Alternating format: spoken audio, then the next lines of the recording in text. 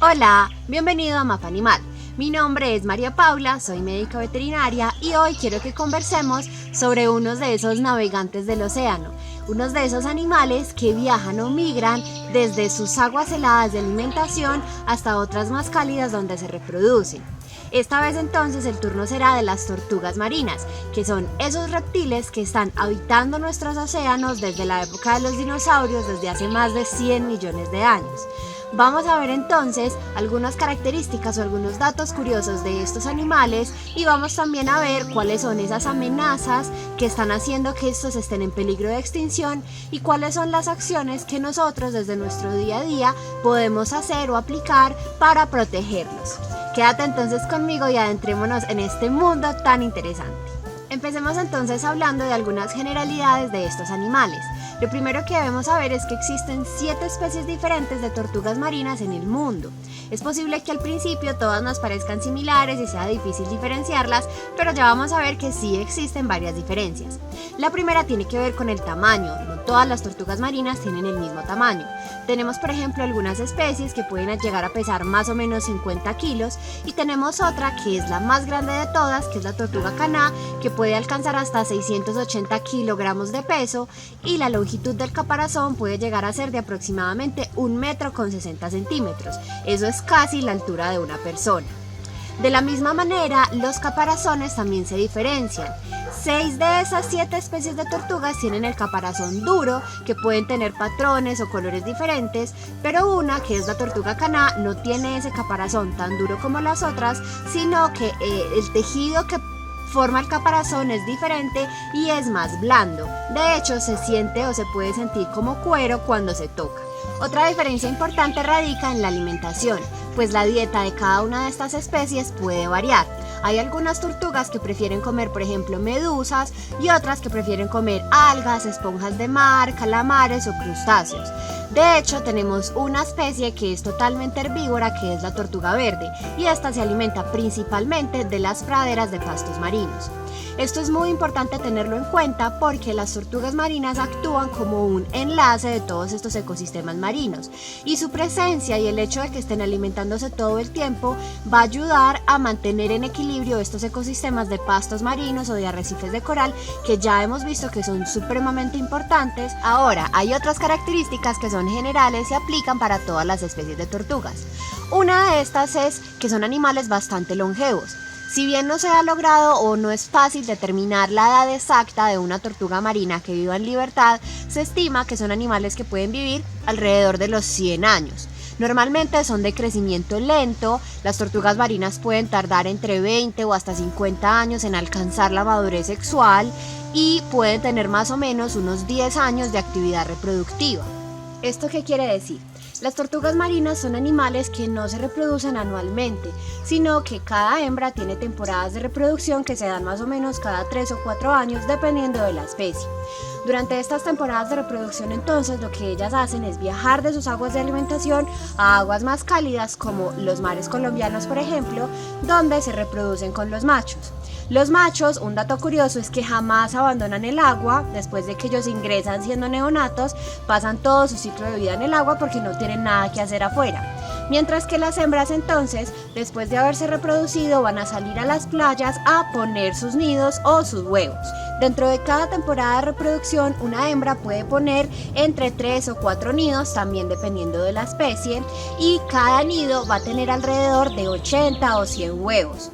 Algo muy interesante en las tortugas es que la determinación del sexo de los neonatos, es decir, cuántos machos y cuántas hembras van a nacer, va a depender de la temperatura de la arena o de la temperatura del nido.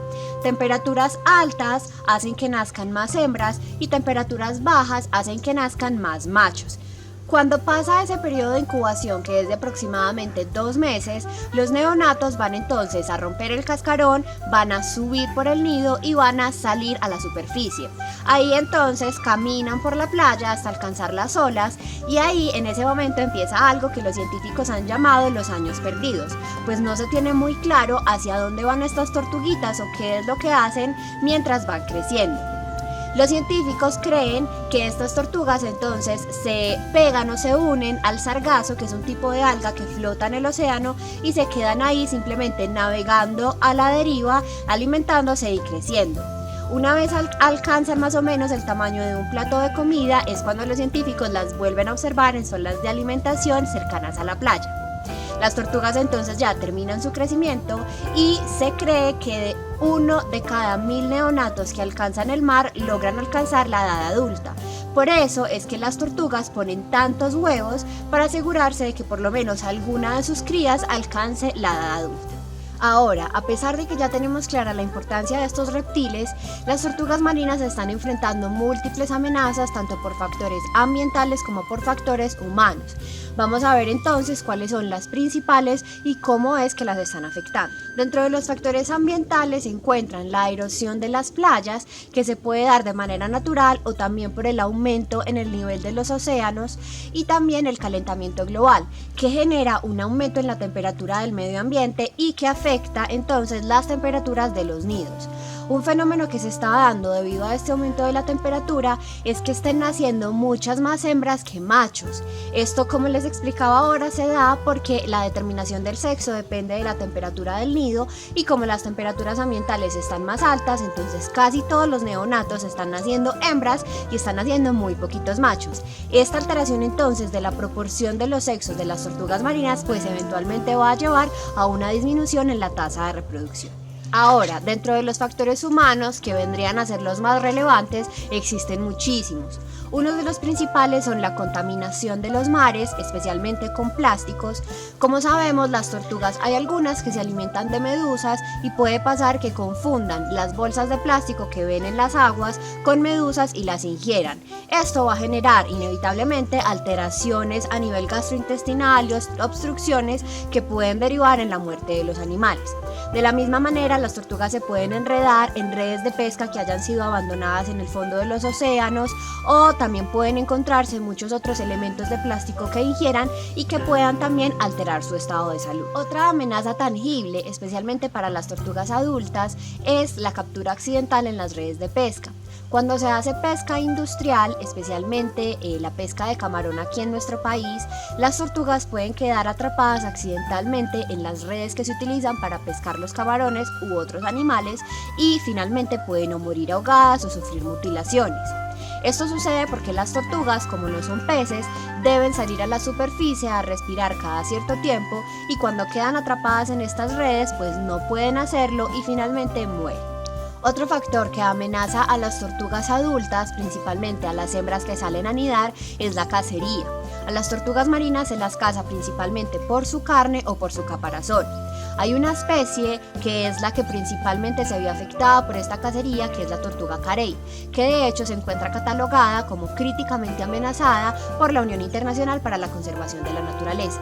Esta tortuga la cazan para utilizar su caparazón para hacer elementos como pinzas para el cabello, o cucharas, palos o cosas así que se utilizan en algunas casas. También otro factor importante es el consumo de los huevos.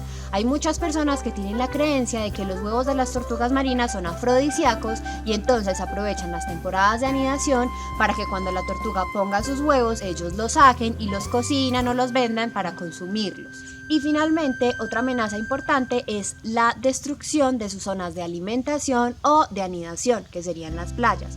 Las zonas de alimentación se pueden afectar, por ejemplo, por la pesca industrial, especialmente por la pesca de arrastre, que como su nombre lo indica, arrastra todo el fondo marino y puede dañar ecosistemas como las praderas de pastos marinos o los arrecifes de coral, que son sitios donde las tortugas encuentran sus alimentos. Y también las playas o la destrucción de estas zonas de anidación se puede dar por la construcción indiscriminada alrededor de estas zonas, de viviendas, hoteles o carreteras. ¿Qué pasa? Los neonatos de tortugas marinas normalmente salen del nido durante la noche. Ellos se sienten atraídos por el mar o por la luz que refleja la luna en el mar, entonces ellos se dirigen normalmente a las olas. Pero ¿qué pasa?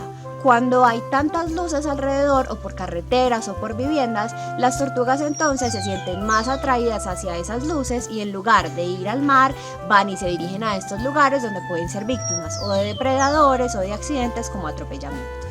Ahora, ¿qué podemos hacer nosotros para ayudar a estos animales? Si bien las amenazas más importantes que enfrentan tienen que ver con soluciones que se den a nivel gubernamental o a nivel reglamentario pues más global, sí hay acciones que nosotros desde nuestra realidad y desde nuestro día a día podemos hacer para ayudar.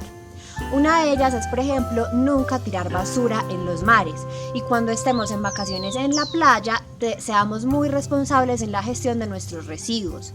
Si no tenemos un lugar donde nosotros estemos seguros que vamos a botar nuestra basura y que esta no va a terminar en el mar, entonces lo más recomendable sería llevarnos todas esas cosas que sabemos que contaminan, como paquetes o bolsas, para poderlas disponer en un sitio que sea seguro y que sea adecuado. Algo más que podemos hacer es únicamente apoyar las iniciativas de ecoturismo que sean totalmente responsables y respetuosas con los animales. Hay mucho ecoturismo que se da alrededor de las tortugas marinas, especialmente en la época de anidación, pero no todas son responsables y hay algunas que pueden afectar los animales directamente. Por eso, eduquémonos y solamente apoyemos estas iniciativas que sean respetuosas. Nunca compremos elementos de carey o de cuero de tortuga caná, que también se hacen elementos con el caparazón de estos animales, y jamás aceptemos consumir huevos o carne de tortuga, ni siquiera por probar. También ayuda que hagamos lo posible por ser consumidores responsables de pescado, de camarones, de calamares, y que prefiramos siempre la pesca artesanal. A pesar de que a veces es complicado tener clara la trazabilidad de los productos que consumamos, sí podemos hacer lo posible por saber qué es lo que estamos comprando y de dónde viene. Y por último, si está dentro de tus posibilidades, también puedes hacer un voluntariado con alguna de las organizaciones que trabajan en las zonas de anidación, que normalmente se encargan de labores de conservación de estos individuos, y estos voluntariados te van a permitir aprender mucho más de estos animales y enamorarte de ellos. También, si puedes adoptar o regalar una tortuga, sería muy buena idea. No una real, pero sí puedes hacerlo a través de una de las campañas que tiene WWF u otras organizaciones que te permiten dar un dinero para apoyar las investigaciones o la conservación de estos animales, a cambio de recibir algunas fotos o algunos productos virtuales que son muy bonitos. Y también nos sobra ser muy consciente de esta problemática y votar por candidatos en el gobierno que tú sepas que están defendiendo estos animales y que están protegiendo nuestros recursos naturales.